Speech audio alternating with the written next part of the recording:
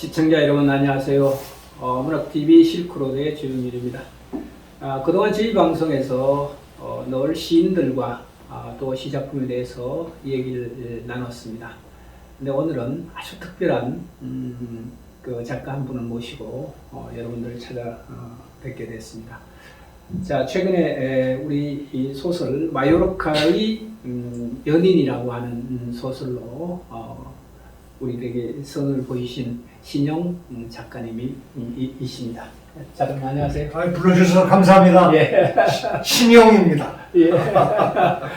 맞습니다. 그 신영 작가님은 우리가 특별한 이력을 좀 갖고 계시는데, 대체적으로 문학을 이렇게 하게 되면 젊을 때부터 문학판이죠. 그야말로 문학판에 몸담고 일평생 문학을 하는 걸로 우리는 생각을 하고 있었는데, 이 신영 작가님은 정치를 또 겸해서 무엇이 우선인지는 모르겠습니다만 어쨌거나 정치도 오래도록 하시고 또 소설도 구성해서 좋은 작품으로 우리들에게 찾아왔습니다.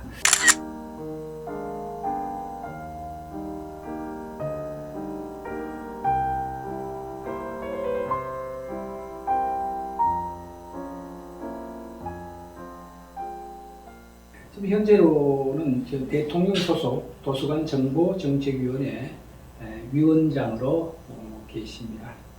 그렇게 하고 아까 제가 말씀드린 것처럼 마요르카의 연인이라고 하는 이 소설은 선생님의 두 번째 작품입니다. 첫 번째 작품이 두브로 브니크에서 만난 사람이라고 하는 소설로 이미 많은 독자들을 또 확보하고 계시고 또 사랑을 받고 계십니다. 여기까지 오신다고 끝까지 하셨는지 모르겠습니다. 예. 방금 이렇게 너무 과분하게 저를 소개해 주셨는데, 예. 그 지나온 과거는 이제 신기남 예, 이런 예. 사람의 예. 이력서였고, 예. 지금은 저는 신영입니다. 예. 소설가로. 예, 신영 선생님. 소설가로 처음 나온 게 3년 전. 그래서 이번에 두 번째 소설을 냈고요. 어떤 우리 주병률의 문학 TV. 이 프로그램이 아무나 이게 내보내는 그런 프로그램이 아닌 걸로 알고 있는데, 이런 이제 3년 차밖에 안 되는 신인 작가에게, 더군다나 이 프로는 시를 많이 하더라고요. 시 전문 방송. 소설을 다루는 이런 프로그램으로 저를 불러주셔서 무한한 영광으로 생각하고 아주 고맙습니다. 예. 자, 우리가 이제 이 얘기를 포문을 그렇게 한번 열어보죠. 제가 말씀드리기를 정치도 하시고 또 이제 이 소설 쓴 계기가 젊은 때부터 이제 소설가로서의 꿈을 헐게 가슴속에 갖고 계시다가 드디어 이제 작품으로서 독자를 만나게 됐는데, 그런 것들이 이제 표면적인 이유라고 한다면 결정적으로 이제 소설을 본격적으로 써야 되겠다 이런 마음을 가지시게 된 계기가 오래됐습니다. 사실은 이제 초등학교 때부터 중고등학교 때부터 글쓰기를 좋아하고 또 잘 쓴다고 칭찬도 받고 백일장에 나오면 항상 상을 타고 그러셨군요. 또 고등학교 때 문예부장을 하면서 전국 고교 현상 그 모집에도 당선도 되고 그래서 모 대학에서는 이제 장학금 줄 테니까 국문과로 와라 이런 말도 듣고 했는데, 사실 국문과를 가려고 생각을 했었어요. 그런데 저희 어머니가 안 된다는 거예요. 그래서 어머니 소원이 법대에 가는 거예요. 그래서 할 수 없이 이제 법대로 갔는데, 저는 법대 가도 소설을 쓸 수 있을 줄 알았어요. 근데 그게 아니더라고요. 세계가 달라요. 이게 안 돼요. 그래서 그러나 법대 가서도 고시 공부 안 하고 또 소설을 썼습니다. 그래서 대학문학상도 타고 그렇게 나갔는데, 이제 제대하고 나니까 이제 군대를 가야 되잖아요. 해군 장교를 갔죠. 그리고 와서 직업을 뭘 할까, 또 글을 써볼까. 그런데 이 배운 도둑질이라고. 예. 법대로 이 사법시험을 또 봐두고 예. 변호사가 된 다음에 쓸 수 있지 않을까. 예, 예, 또 저는 그렇게 생각을 하고 예. 우선 자격을 얻어놓고 보자. 음. 그래서 이제 사법시험을 보고 변호사를 했어요. 음. 근데 이게 아니더라고 또 변호사 생활. 예. 이 법적인 생활이라는 게 이게 틈도 없고 그럼요. 삭막해요. 네. 그래서 또 나중으로 미뤘죠. 또 예. 그렇게 쓰는 거를. 그러다 어찌어찌 해가지고 또 정치로 들어갔네요. 아, 예. 더 못 쓰겠어. 시간이 없어, 시간이 없어. 세계가 틀려. 예, 예. 야, 그래서 언젠가 이거 빨리 집어치우고 내 그 젊을 때부터 하고 싶었던 문학의 길을 가야 되겠다. 이 생각을 오래 한 거예요. 예. 그게 3, 40년 돼가지고. 그러다가 마침 이제 지금부터 4년 전에 정치를 그만두게 됐어요. 예. 이게 찬스다. 이제 인생 마지막으로 원래 내 소년 시절부터 하고 싶었던 글을 좀 써보자. 예. 해가지고 다 집어치우고 이 소설을 쓰기 시작한 겁니다. 예. 그래서 첫 작품 먼저 내고 이번에 두 번째 작품 내고 음. 앞으로 또 제3, 제4도 한번 내보려고 이렇게 생각하고 있는 중입니다. 아, 예, 예. 자, 이 얘기의 순서를 좀 바꿔서 바로 이제 우리가 정치 얘기를 좀 했으니까 그거 부분부터 먼저 말씀을 좀 듣고 넘어가도록 하겠습니다. 자, 최근에 이제 선생님도 그렇고 저도 이제 대한민국 국민으로서 참 많은 그 나라 걱정을 하죠. 나라 걱정도 하고 좀 나라가 좀 잘 됐으면 좋겠다 이런 바람도 가지고요. 또 거기에 이제 정치가 좀 앞장서서 국민들에게 좀 희망도 좀 주고 이렇게 좀 했으면 좋겠는데 아마 제 편견인지 모르겠습니다만 현실을 이렇게 보니까 아마 국민들이 정치에 대해서 정치를 걱정하는 시대가 이렇게 돼버리는 그런 부분이라서 조금 아쉽기도 합니다. 마찬가지로 이제 문학과 정치가 공통점이라고 한다면 문학은 독자들이겠죠. 정치는 국민들이겠지만 꿈을 주는 장르잖아요. 정치인도 꿈을 주고 국민들에게 꿈을 줘야 되고 또 문학가도 국민들에게 새로운 가치와 꿈을 줘야 되는 그런 입장인데 이제 그런 점에서 그 선생님 어떤 그 생각 갖고 계신가요? 예. 저 정치를 근 20년 가까이 한 사람으로서 국민들로부터 이제 따가운 소리를 아직 정치에 대해서 그런 말을 듣는 데 대해서 저도 책임감을 느낍니다. 그런데 국민들의 이상은 높고 또 정치는 현실을 다루는 거라서 이상만 있다고 되는 건 아니거든요. 국내외의 사적한 난제들을 해결하는 데는 현실적 조건을 생각하지 않을 수 없습니다. 또 이게 경쟁이에요. 정권 경쟁이기도 하고 사원노를 하고 그런 측면에서 이 정치라는 게 이렇게 이론대로만 되지 않습니다. 제가 근데 분명히 말씀드릴 수 있는 것은 대한민국의 정치는 많이 발전해 왔고요. 제가 외국과 비교해도 대한민국 정치 수준은 이미 많이 선진국의 대우를 올라섰다고 봅니다. 국민들의 이상이 하도 크고 기대가 크기 때문에 거기에 비례해서 실망이 있는 거죠. 그래서 결국 정치의 수준은 국민이 만드는 거예요. 근데 우리 국민들의 의식 수준이 많이 높아졌기 때문에 이제 우리 정치도 그만큼 높아지고 많이 깨끗해졌어요. 제가 정치 처음 들어올 때에 비하면 부정부패가 많이 없어졌어요. 그리고 국민들이 굉장히 현명해졌어요. 국민이 왕이에요. 요즘 정치인들 보십시오. 전부 국민의 마음을 살려고 얼마나 애를 씁니까? 구실구실하면서 왜 그러지 않았었습니까? 그래서 저는 대한민국의 정치는 우리 국민의 의식 수준 향상과 더불어 많이 선진국형으로 향상했다. 좀 그렇게 보고요. 또 앞으로도 그렇게 전망을 합니다. 국민 여러분 너무 뭐 실망한다든지 또는 그렇게 생각하지 마시고 우리 정치계를 애정으로 잘 보시고 잘 이끌어 주시기 바랍니다. 국민이 이끄는 대로 가는 거예요. 오래도록 의정 활동을 하시면서 아주 훌륭한 정치를 경명을 많이 했나요? 그래서 이제 한마디만 더 하면 서양 격언에 이런 게 있어요.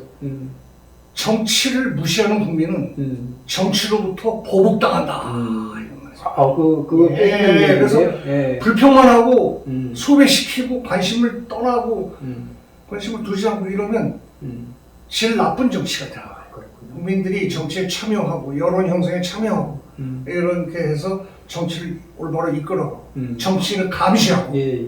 이렇게 할 때 좋은 정치가 된다. 그런 말씀을 드리고 싶습니다. 정치를 관심 가지십시오. 예. 전문의 박사님 그렇게 생각하고요. 예. 문학과 정치 국민 대중을 상대로 한다는 점은 일치하죠. 자기 혼자 하는 건 아니잖아요. 돈 닦는 게 아니거든요. 예. 대화를 하는 거죠. 예. 그래서 국민 앞에 나서서 같이 대화하고 또 그 사회의 수준을 또 이렇게 많이 향상시키고 하는 거라서 그런 점에서는 공통된다고 보고요. 그 대신 이제 문학은 그래도 자기 개인의 성숙이라고 할까 이런 것들이 좀 더 많이 되는 개인적인 작업이기도 하죠. 예술 아닙니까? 예술. 예. 그래서 좀 더 많은 공부가 노력이 필요하다. 내적인 성숙이 필요하다. 그렇게 생각을 합니다. 그동안 의정 활동을 이렇게 하시면서 훌륭하게 또 정치도 펼쳐주셨고 이제 다시 이제 문학으로 다시 이제 좋은 문학 작품으로 또 이렇게 펼쳐주시리라고 세계를 펼쳐주시리라고 이렇게 기대를 하겠습니다. 자, 우리가 소설로 다시 이 얘기를 좀 들어왔어. 이것이 이제 마요르카의 연인이라고 하는 책인데 더 수반 북스토리로 를 통해서 이게 출판이 됐습니다. 여기 그 소설적 배경이 아마 이제 그 도입이 해군이라고 하는 군을 배경으로 해서 이제 이 얘기가 전개가 이렇게 되더라고요. 그 얘기 전개 과정도 참 특이했지만 거기에서 펼쳐지고 있는 모든 에피소드들이라든가 이런 것들이 아주 극적 요소를 이렇게 갖고 있어서 읽는 내내 꽤 흥미롭고 어떻게 펼쳐갈 것인가, 마무리가 어떻게 될 것인가, 저는 나름대로 기대를 참 많이 했던 책이 이제 이 책인데, 아마 이제 해군 얘기를 조금 듣고 넘어가 보죠. 이 소설이 저는 이제 감히 그렇게 이야기하는데 해군을 무대로 한, 배경으로 한 우리나라의 최초의 해군 소설이다. 해군 문학이다. 그렇게 저는 얘기를 하고요. 또 해군 장교와 피아니스트의 그런 애잔한 러브 스토리다 이렇게 돼요. 그래서 해군을 무대로 한 겁니다. 이게 OCS 장교라고 했어요. 학사 장교. 대학 4년제를 졸업하고 와서 훈련을 받고 4개월 동안 장교 훈련을 받고 3년을 복무하는 이런 그 OCS 라는 해군 장교, 학사 장교가 있습니다. 그 얘기입니다. 그 출신의 한 젊은이와 그 젊은이가 군에 있으면서 애정을 서로 나누고 평생을 이렇게 가지고 가는 그 상대방 피아니스트. 여기서 이제 그 피아니스트가 이제 쇼팽 연주를 합니다.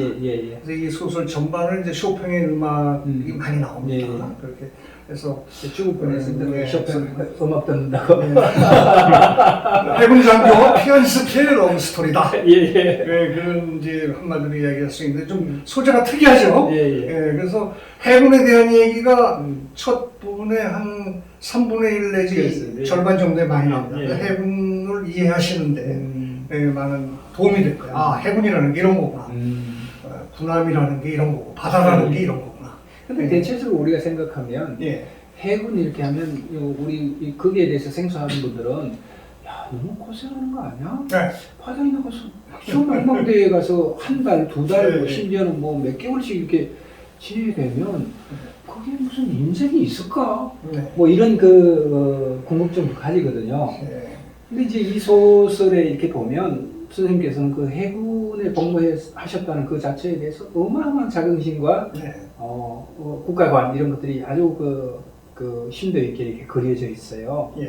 그래서 보면서 이제 일반 독자들도 그렇지만 저도 역시 해군에 대해서 새롭게 알게 되는 그런 기회가 예, 됐어요. 해군 OCS 학사장교의 네. 그 삶을 그렸는데요. 해군 참 고생이 막심합니다. 아, 예. 이게요, 그 조그만 좁은 그 강철로만도 배 안에 들어가가지고. 그러니까 사나이들만 그 아유.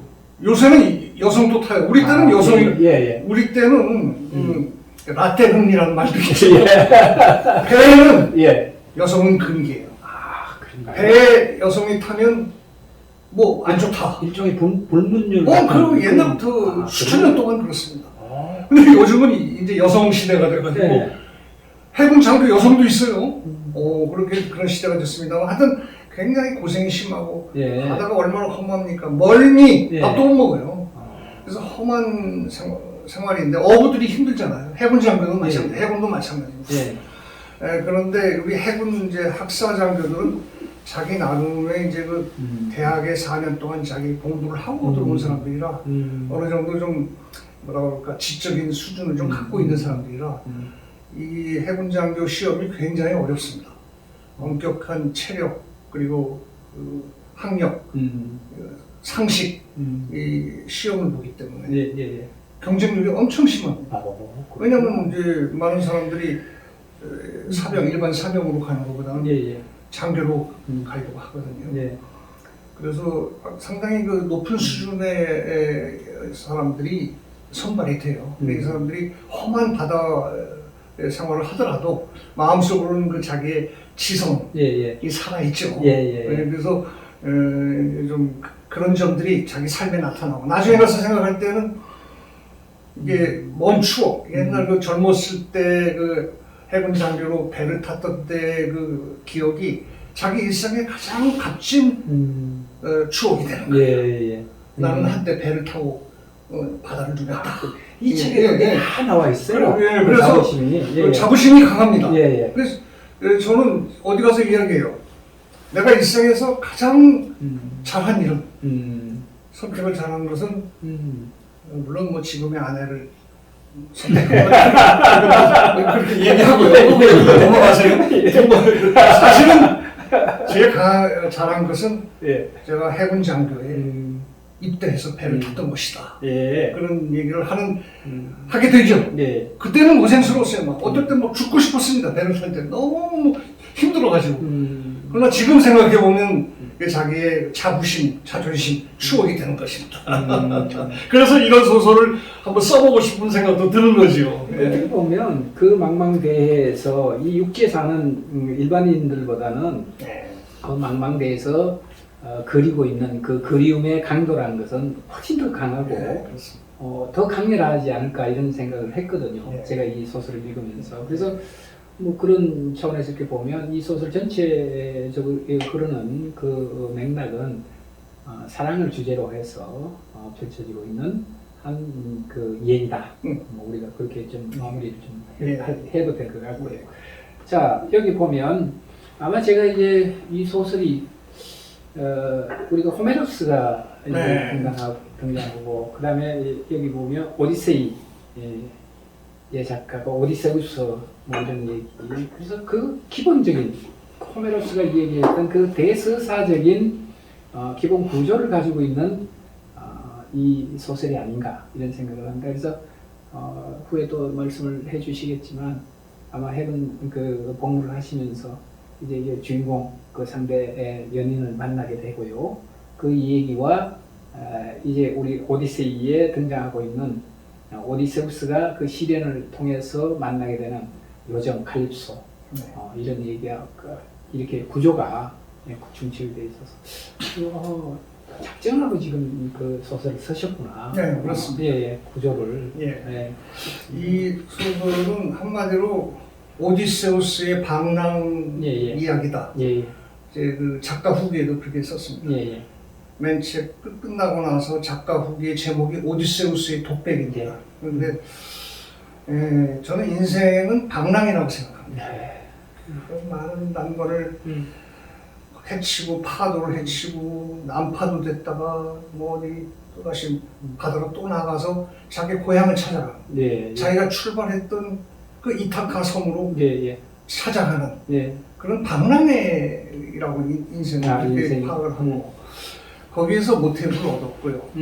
인류의 문학의 시조라고 할 수 있는 그 호메로스, 영어로 호모죠. 호메로스의 그 오디세이아, BC 8세기, BC 8세기에 거기에 그 호메로스의 신화집에 보면은 전설이죠. 전설집에 보면은 서사시인데요. 거기 보면은 이제 오디세우스와 칼립소의 그 전설 얘기가 나옵니다. 이제 다 5권에 나오는데 거기서 제가 그걸 읽고 모티브를 얻어가지고 이 남녀 주인공을 그 오디세우스와 칼립소의 전설에 대입시켜가지고 천편을 끌어간 것입니다. 두 분 사랑. 결국 이 소설의 두 주인공 현과 주는 맺어지지 못해요. 절실히 사랑합니다만 오디세우스와 칼립소가 그렇습니다. 한때 열렬히 사랑했지만 떠나가는 운명이에요. 그럼 박람회 운명을 타고난 오디세우스를 잡아둘 수가 없는 것입니다. 그럴 때 칼립소는 보내줍니다. 당신 바다로 가세요. 하고 많은 그 바람을 불어줍니다. 칼립소는 한 요정이고 신이기 때문에 오디세우스를 붙잡아주려고 하지 않고 고이 보내주면서 우리 나중에 다시 인연이 되면 만나요 하고 순풍을 부어가지고 보내줍니다. 그리고 당신 갈 때 그 큰 곰 별자리를 밤하늘에 항상 좌편에 놓고 가세요. 큰 곰 별자리는 북쪽에 있는 겁니다. 북두칠성이죠. 그걸 좌편에 놓고서 항해하면 동쪽입니다. 아, 그런가요? 그러니까 그 섬에서 고향이 동쪽에 있거든. 그걸 알겠어요. 당신은 큰 곰 별자리를 좌편에 놓고 무조건 가시오. 그리고 나는 수풍을 불어넣어 주겠어. 그런데 이 소설의 두 남녀 주인공도 여자가 그렇게 남자를 놔줍니다. 우리의 사랑이 운명이라면 우리가 언젠가 다시 만날 수도 있다. 그럼 죽어서 만나죠. 죽어서 만납니다. 그래서 이게 오디세우스와 칼립소의 전설에서 제가 모티브를 얻었다 이렇게 말씀드렸습니다. 그래서 여기를 이렇게 보면 아마 소설의 전체적인 흐름이라든가 이 가운데 이제 선생님의 세계관이라든가 가치관이 이게 쫙 깔려서 이렇게 드러나 있거든요. 그래서 저는 선생님도 그런 말씀을 이렇게 소설 내에서도 했지만 얀파브로라고 하는 그 화를 있지 않습니까? 얀파브로. 저는 그 생소한 분이라서 몰랐어요. 근데 선생님 소설을 계기로 해서 이제 자료도 찾고 작품을 이렇게 보는 과정에서 이제 이래서 선생님이 얀파브로에 대한 얘기를 하셨구나. 무슨 얘기냐면 얀파브로가 가지고 있는 그 세계성과 가치관이라고 하는 것은 이쪽도 아닌 이쪽도 아닌 경계, 맞습니다. 경계선이라고 하는 그런 부분들이 있어서 이게 굉장한 그 어떤 세계관을 갖고 계시는구나. 저는 그런 생각을 했어요. 그래서 얀파브로가 가지고 있는 그 색채적인 이미지는 청색이거든요.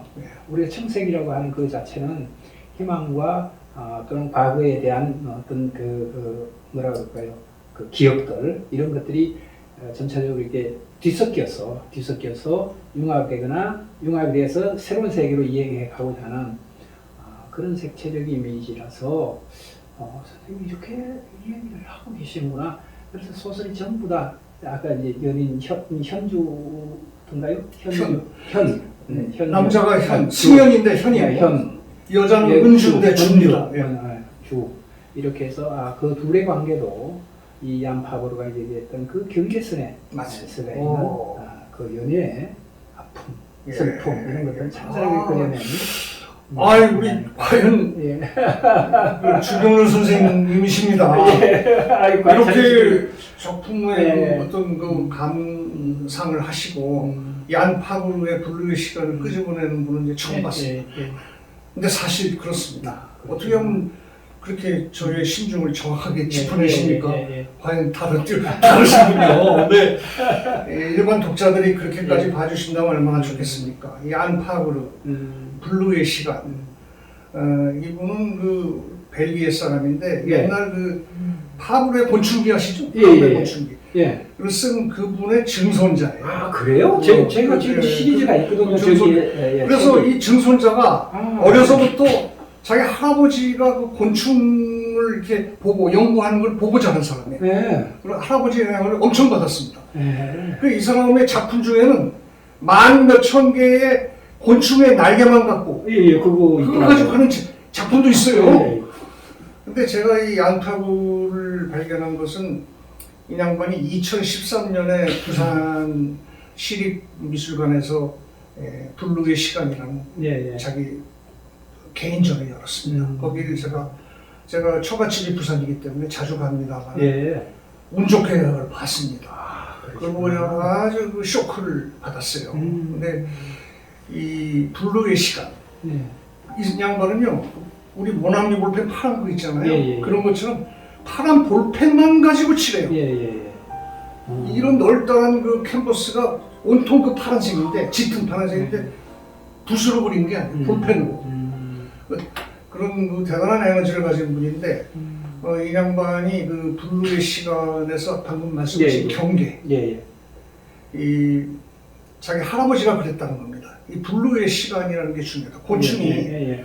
야행성 동물과 주행성 동물이 있는데 야행성 동물은 잠들고 주행성 동물은 아직 깨어나지 않은 이 블루의 시간이야말로 이 세계의 경계의 시간이다. 가장 창조적인. 예, 네. 거기서 파괴도 일어나면서 네. 창조도 되는 네. 파괴가 창조의 어머니라고 네, 하지 않습니까? 그렇게 해서 블루라는 시간을 그렇게 보는 겁니다. 세상의 원초의 시간이라는 겁니다. 색채가 없는 것도 아니고 있는 것도 아닌 예. 경계라는 것이죠. 우리 존재가 다 그런 거 아니겠나. 그래서 저는 그래서 블루의 시간을 보면 감동을 받았는데 제가 제일 하루 시간 중에 제일 좋아할 때가 해가 질 때. 예. 해가 서산으로 넘어갔는데 아직 빛은 있습니다. 예, 예. 아주 짙푸른 것이 예, 이 예. 세상을 나는 그건 한 하루 중에 한 5분? 10분. 10분까지도 안 됩니다. 예. 그럼 블루의 시간을 저는 아주 즐기고 매일 저녁 특히 바닷가에 가서 예. 그걸 바라봅니다. 그럼 오묘한 걸 느껴요. 이 두 사람의 그 사랑 얘기도 그런 거죠. 그런데 빗대서 이 소설 중에 블루의 시간이라는 게 많이 나옵니다. 예, 예. 근데 우리 주병렬 선생님께서 그 뜻을 너무 정확하게 짚어서 설명을 해주셔서 제가 아주 감동을 받았습니다.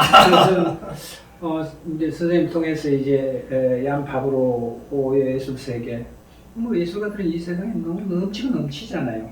그럼에도 불구하고 이제 양 파브로라고 하는 그 해성과 같은 예술가를 알게 돼서 참 굉장히 저도 가슴이 벅찼던. 현존은 아마 예. 제일 값이 많이 나가는 그렇다고 해요. 예.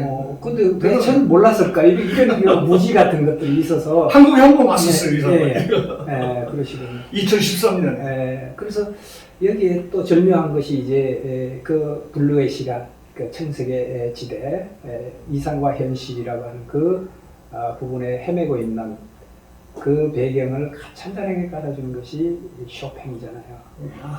쇼팽. 쇼팽입니다. 그래서 그런 부분들이 이제 잘 이게 믹싱이 돼서 이 소설에서는 이 얘기 구조가 아주 흥미진진하게 이렇게 전개가 됩니다.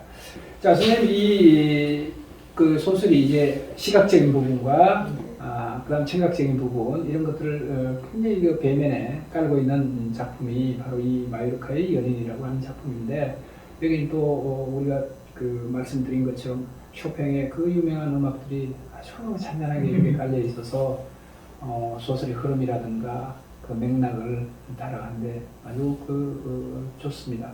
근데 그 평소에 선생님은 쇼팽에 대해서 굉장히 지식을 갖고 계실 테고 또 쇼팽을 또 음악적으로 굉장히 좋아하시죠? 네, 그럼요. 예. 쇼팽은 어떤 그 음악적 세계를 갖고 있나요? 쇼팽은 제가 아주 좋아하는 가장 좋아하는 음악가고요. 평소에도 깊은 밤에 또 새벽에 쇼팽을 많이 듣습니다. 그래서 이 소설을 쓸 때 이 소설의 주제와도 맞고 해서 또 피아니스트가 등장하니까 쇼팽 음악을 좀 많이 등장시켜야 되겠다 이렇게 생각을 했고 그래서 이 소설을 읽는 분들은 마치 쇼팽의 음악 연주를 쭉 귀에 들으면서 읽는 것처럼 그런 느낌을 좀 주려고 제가 많은 그 노력을 했습니다. 근데 쇼팽, 폴란드에서 출생하고 이제 프랑스에서 이제 활동을 했는데 원래 폴란드 말로는 코핀이라고 그래요. 코핀. 아, 코핀. 쇼팽은 프랑스 말입니다. 아, 코핀. 네. 근데 이 소설에 보면은 이제 여러 가지 쇼팽의 음악이 많이 나옵니다. 예. 그래서 녹턴 2번이라든지 녹턴 13번, 특히 녹턴 2번이 여러분들한테 유명하지만 그냥 애상을 띈 그 대표적인 곡이에요. 2번 여러분 많이 들어보셨을 거예요. 녹턴 2번. 작품 번호는 9의 2입니다. 근데 저는 여기서 특별히 녹턴 13번을 좀 소개했습니다. 힘 있는 슬픔의 곡. 쇼팽으로서 보기 드물게 좀 힘이 들어간. 그래서 남자들을 좀 에너지 있고 야망 있는 남자들이 들을 만한. 그 주인공이 13번을 아주 좋아합니다. 그리고 뭐니 해도 이 남녀 주인공이 만나는데 결정적인 계기가 된 직업환상곡 66번이 아주 유명하죠. 이건 쇼팽이 죽은 다음에 사후 유작으로 발표한 곡이라고 하는데 직업환상곡이 나오고 그다음에 협주곡, 피아노 협주곡 1번도 나오고요. 그래서 그런 쇼팽의 음악을 듣는 것처럼 소설이 있도록 그렇게 했습니다. 그래서 저는 쇼팽을 좋아해서 폴란드에 가서도 그 바르샤바에 가면은 성십자가 교회라고 있어요. 거기 가 보면 쇼팽이 파리에서 죽을 때 자기는 두 군데다 묻히고 싶다고 했어요. 두 군데. 그래서 그 유언을 지키기 위해서 바르샤바에서 가져온 폴란드 흙을 파리 묘지에다가 관에다가 넣어주고 쇼팽은 심장을 떼가지고 누이가 있어요. 누이가 와가지고 그래서 바르샤바의 성십자가 교회에 묻었습니다. 그래서 저도 거기도 가봤어요. 쇼팽 좋아하는 사람으로서 아주 갔고 또 이 마요르카에 가면은 그 쇼팽이 자기 애인 상드하고 도피 행각을 갔던 수도원이 있습니다. 그 수도원이 지금 유명한 쇼팽 뮤지엄이 돼 있어요. 그래서 1년에 8월 달이면 한 달 동안 세계에서 가장 아주 커다란 성대한 쇼팽 페스티벌이 마요르카에서 8월 한 달 동안 열립니다. 그러니까 여러분들 마요르카 여행을 가보시려면 이왕이면 8월에 가셔서 그럼 쇼팽의 음악을 쇼팽 뮤지엄 홀에서 들으실 수 있을 겁니다.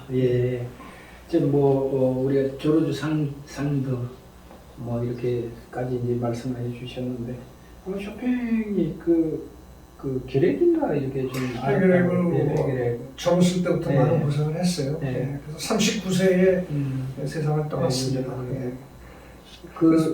이제 뒷바라지라고 할까요? 병수발이라고 할까? 그런 것들에 대해서 헌신적으로 상드란 여인이 있었죠. 조르주 상드라고 아주 유명한 소설가입니다. 근데 6살이나 위에요. 쇼팽보다. 쇼팽을 많이 도와줬고 그 여성의 도움 때문에 결혼은 안 했어요. 애인 관계로. 그 도움을 받아서 쇼팽이 많은 명곡을 쓸 수 있었죠. 그러시군요. 자, 제가 이제 그 블루의 시간도 이제 여쭤봤고 이렇게 하는데 제가 당돌하게 이제 이 질문을 좀 드리겠습니다. 선생님은 이상주의자신가요? 실용주의자신가요? 이렇게 엄청난 물음이신데요. 이게 저는 저 자신은 이상주의자라고 생각합니다.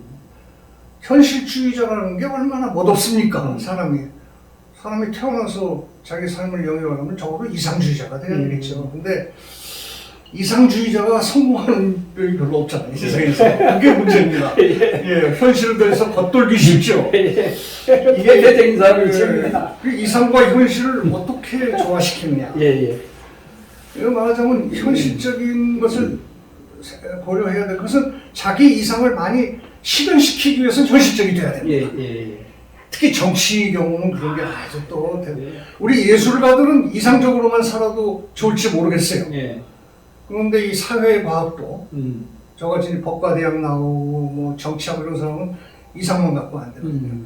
이 문제가 제 인생을 오랫동안 참 고심하게 만든 문제였습니다. 이상적으로 살고 싶은데 이 이상을 어떻게 실현시킬 거냐. 근데 제가 가장 좋아하는 정치가가 독일의 빌리 브란트. 빌리 브란트 수상이 있습니다. 이 책에도 그 내용이 나옵니다만 이 사람이 이제 그 독일에서 독일 통일의 기초를 닦은 사람이에요. 독일 통일의 아버지라고 할 수 있습니다. 근데 이 양반이 한 말 중에 이런 멋진 말이 있습니다. 실천적으로 사고하고 이상적으로 행동하라. 실천적으로 사고하고 이상적으로 행동하라. 그건 이상주의자의 말이라고 저는 생각합니다. 이상적으로 행동하라. 그 대신 생각할 때는 실천적으로 사고를 해라. 이런 얘기입니다. 그래서 저는 이걸 항상 제 모토로 생각하고 정치하면서 또 삶을 살아오면서 그랬는데 이 소설의 주인공인 이승현 해군주무 이승현 현이의 인생관도 이런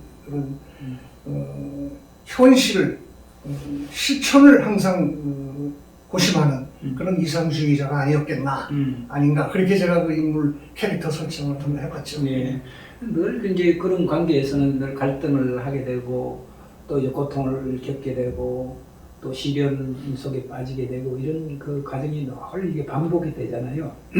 제가 보기에는 우리 주병일 선생님도 그런 실천적 이상주의자 같아요. 고맙습니다. 시인은 원래 이상주의자야 되겠습니다만은 어떤 현실을 생각하지 않는 실현시키는 것을 생각하지 않는 이상주의자가라면은 이렇게 문학 TV를 운영하시고 또 문학 그 지도 발행하시고 그러지 못하고 또 저 같은 사람을 여기 불러다가 이렇게 이런 기회를 주시고 하는 것은 저는 그 전형적인 이 소설의 주인공 같은 그 실천적인 이상주의자가 아니겠나 이렇게 생각합니다.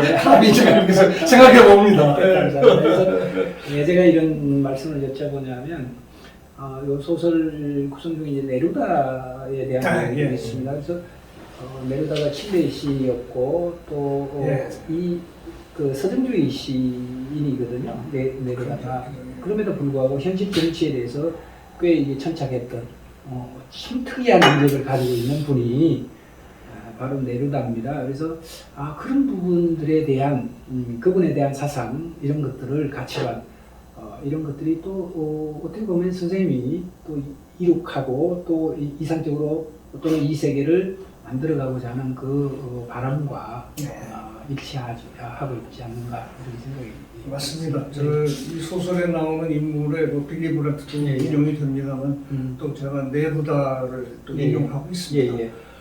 저는 정치가로서는 빌리 브란트를 가장 존경하고 닮고 싶었는데 문학가로서는 전 네루다를 닮고 싶었습니다.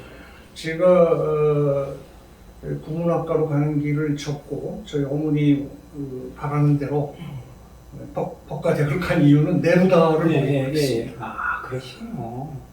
네루다가 정치인 아닙니까? 공산주의자입니다.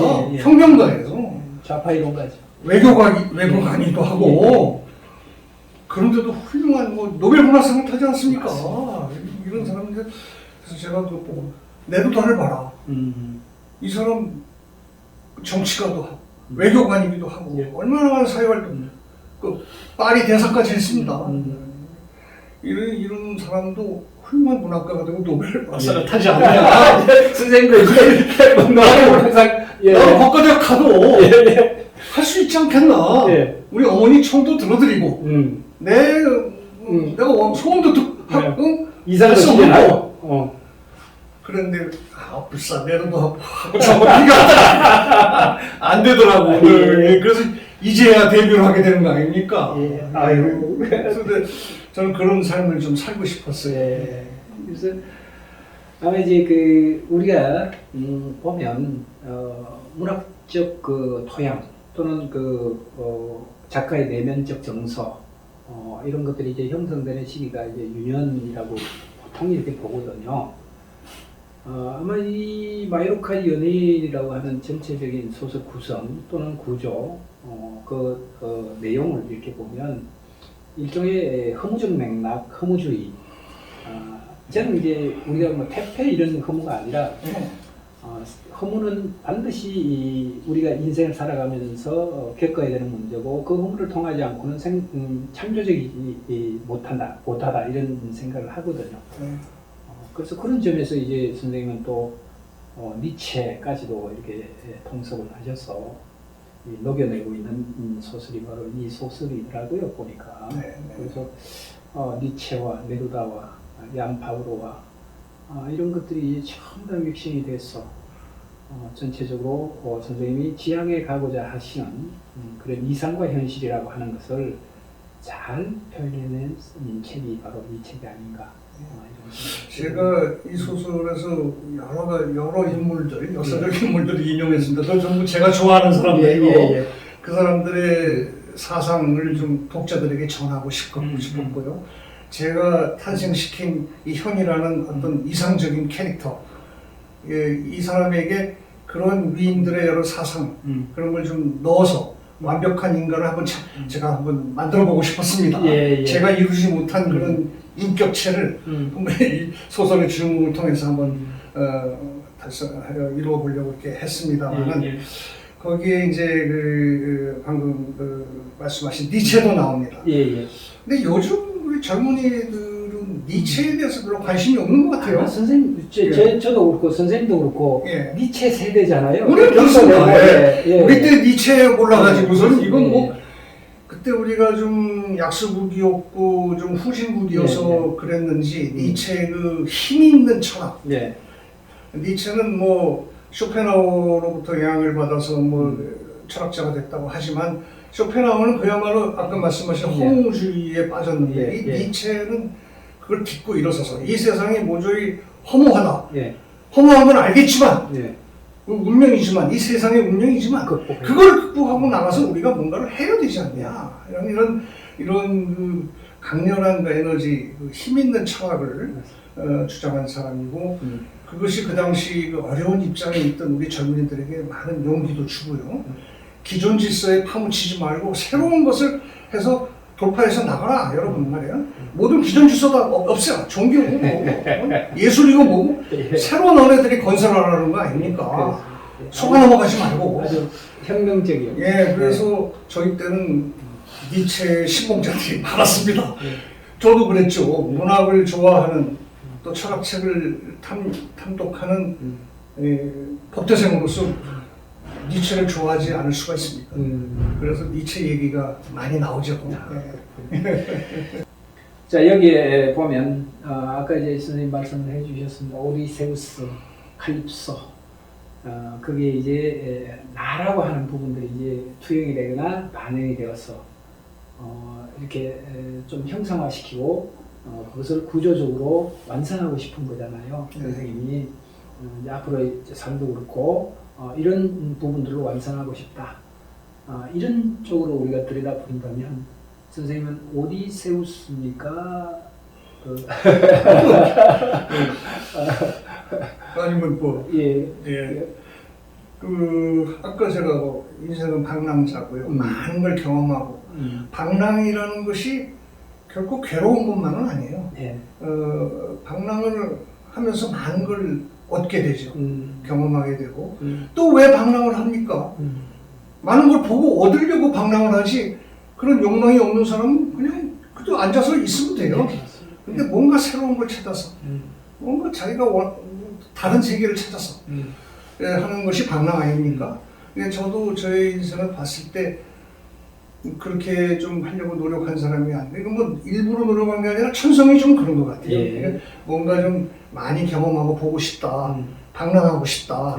그래서 이 삶도 돌아볼 때 좀 비교적 좀 다양한 여러 세계를 좀 섭렵하지 않았나 생각해서 저는 뭐 그래서 제가 작가 후기에 오디세우스의 독백이다 그렇게 이름을 붙인 거죠.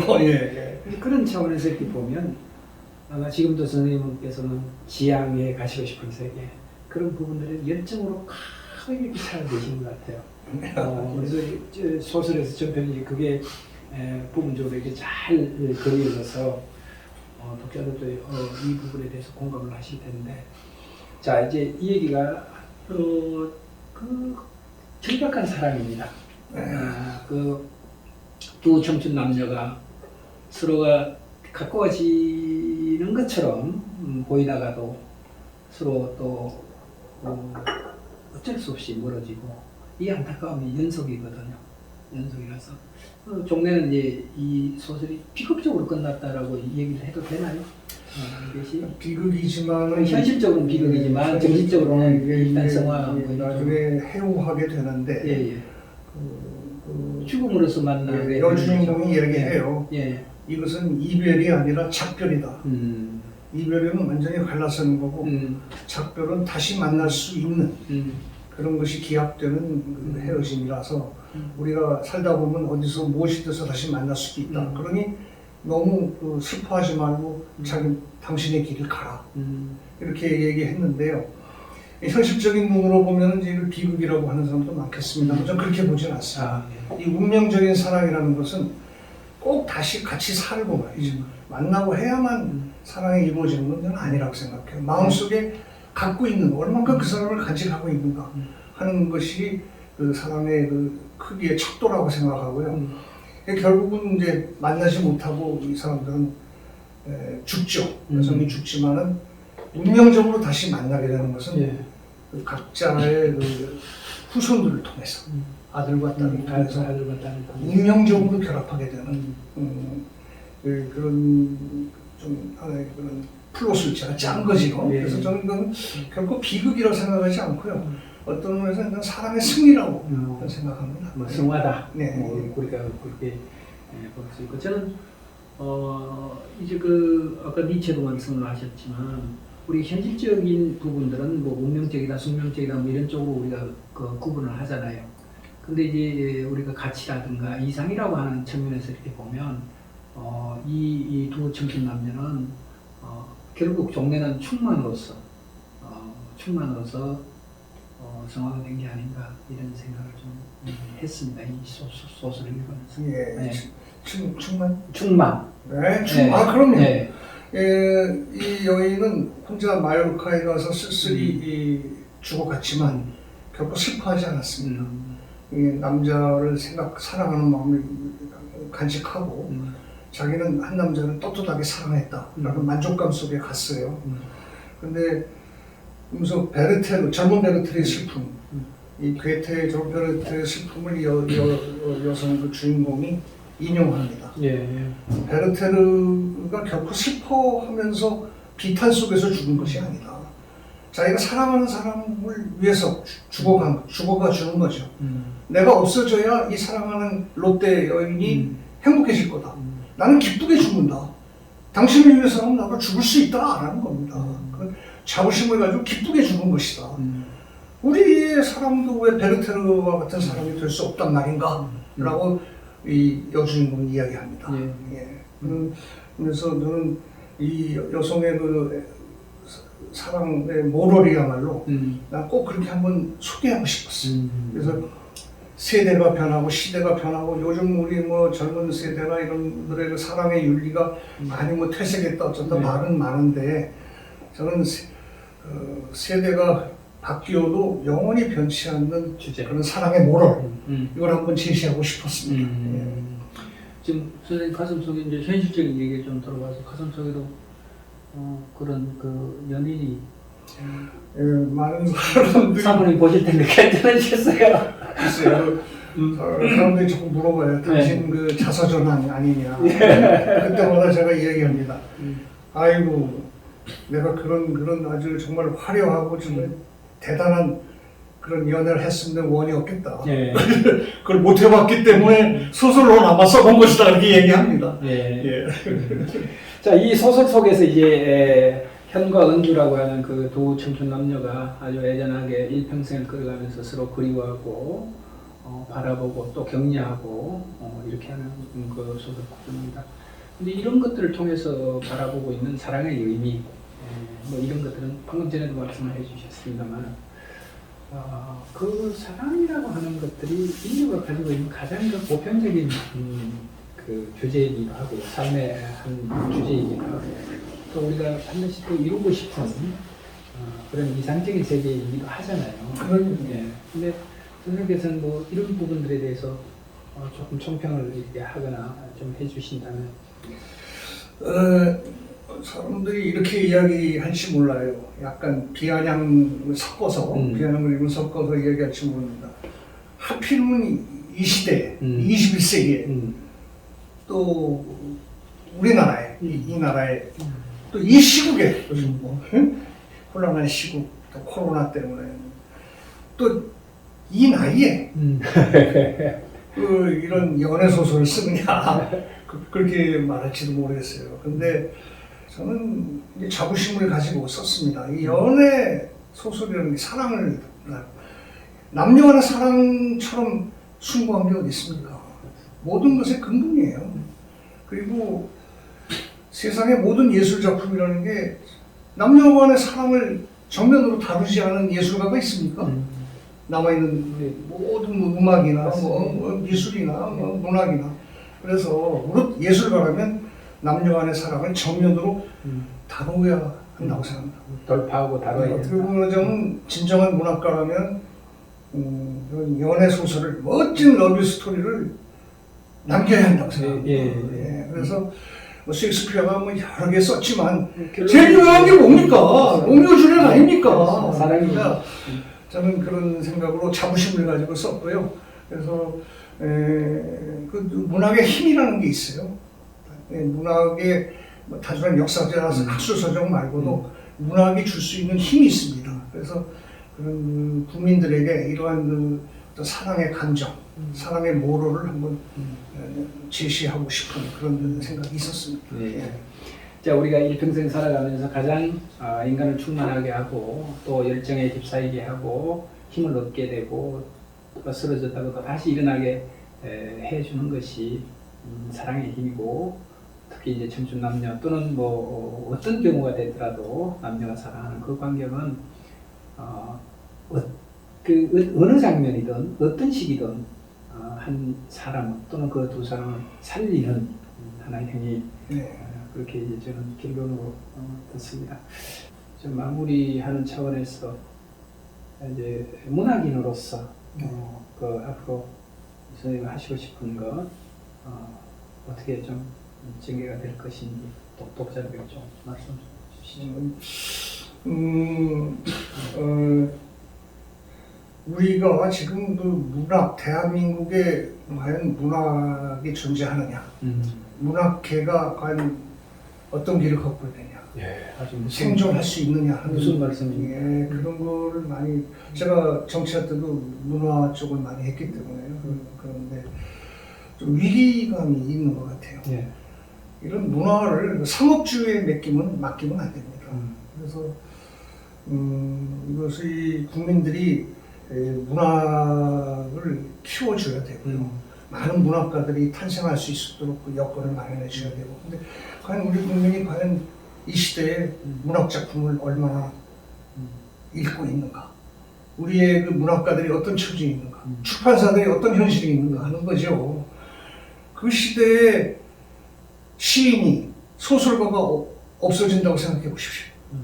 그 얼마나 상박한 세상입니까? 경제동물밖에 안 되죠. 그래서 우리 국민들이 좀 더 문학을 지지해 주시고 많이 봐 주시고 또 언론의 역할이 중요한데 우리나라 언론에서 이 문학에 대한 그 지면이나 방송 시간이 너무 적습니다. 예, 맞습니다. 다뤄주지나 맨날 뭐 경제가 어떻고 무슨 뭐 레저가 어떻고 무슨 취미 활동 무슨 정치가 판을 덮고 있어요 언론이.